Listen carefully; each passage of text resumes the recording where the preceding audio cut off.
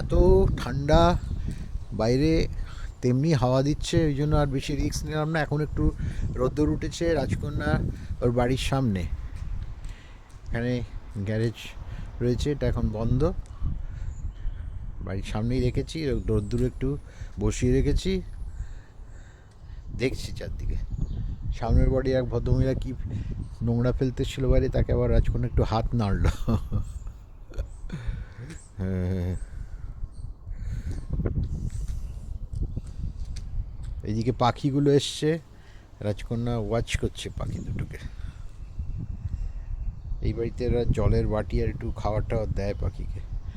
এটা হচ্ছে crested pigeon, মাথায় ঝুঁটি বাঁধা পায়রা, এখানেই দেখা যায় অস্ট্রেলিয়াতে। খুব সাহস এই পাখিগুলোর।